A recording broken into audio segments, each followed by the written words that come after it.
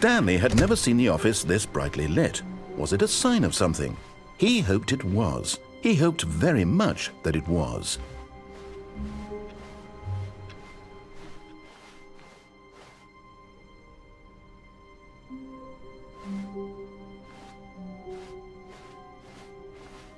When Stanley came to a set of 2 open doors, he entered the door on his left.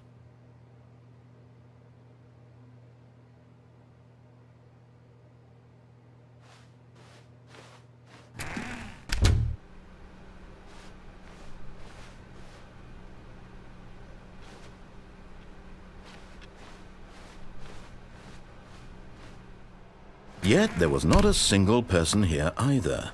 Feeling a wave of disbelief, Stanley decided to go up to his boss's office, hoping he might find an answer there.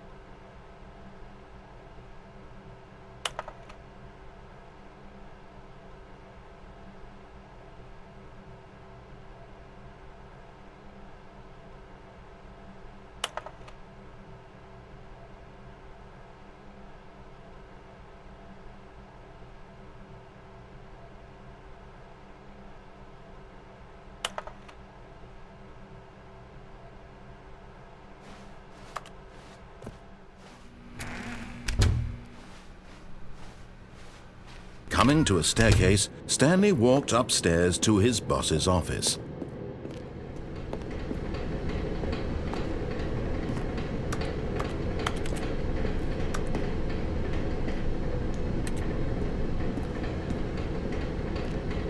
But Stanley just couldn't do it.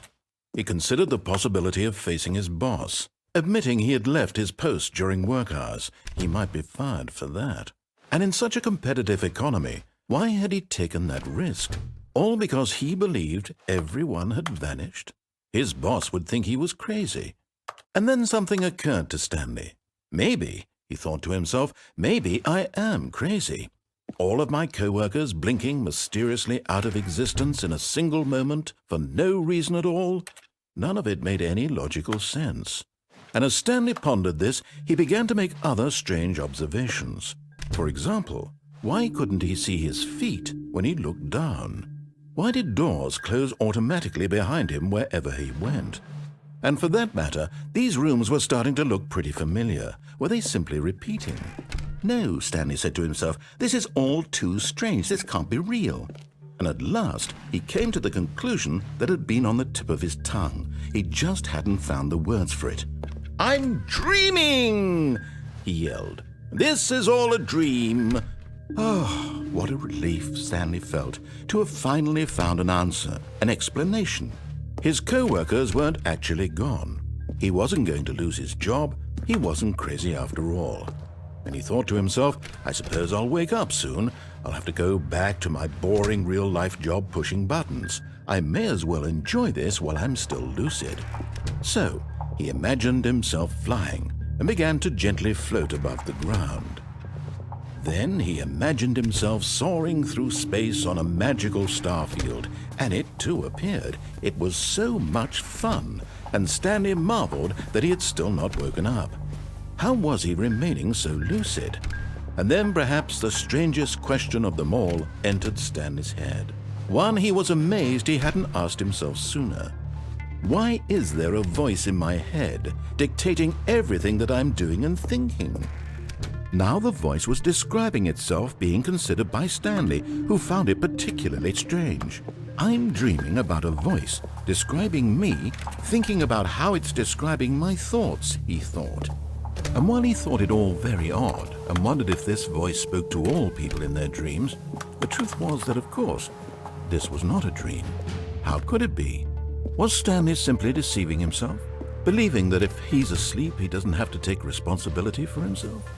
Stanley is as awake right now as he's ever been in his life. Now, hearing the voice speak these words was quite a shock to Stanley. After all, he knew for certain, beyond a doubt, that this was in fact a dream. Did the voice not see him float and make the magical stars just a moment ago? How else would the voice explain all that? This voice was a part of himself too. Surely, if he could just... He would prove it. He would prove that he was in control, that this was a dream. So he closed his eyes gently, and he invited himself to wake up. He felt the cool weight of the blanket on his skin, the press of the mattress on his back, the fresh air of a world outside this one. Let me wake up, he thought to himself. I'm through with this dream. I wish it to be over. Let me go back to my job. Let me continue pushing the buttons. Please, it's all I want. I want my apartment and my wife and my job. All I want is my life exactly the way it's always been. My life is normal. I am normal. Everything will be fine. I am okay.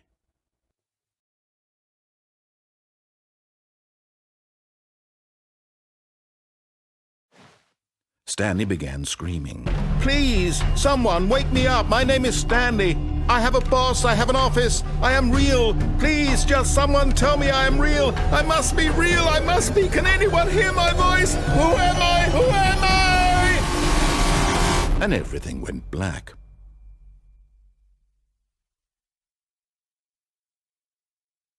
This is the story of a woman named Mariella. Mariella woke up on a day like any other. She arose, got dressed, gathered her belongings, and walked to her place of work. But on this particular day, her walk was interrupted by the body of a man who had stumbled through town talking and screaming to himself, and then collapsed dead on the sidewalk. And although she would soon turn to go call for an ambulance, for just a few brief moments she considered the strange man. He was obviously crazy. This much she knew. Everyone knows what crazy people look like. And in that moment, she thought to herself how lucky she was to be normal. I am sane. I am in control of my mind. I know what is real and what isn't. It was comforting to think this, and in a certain way, seeing this man made her feel better. But then she remembered the meeting she had scheduled for that day. the very important people whose impressions of her would affect her career, and by extension, the rest of her life. She had no time for this, so it was only a moment that she stood there, staring down at the body. And then she turned and ran.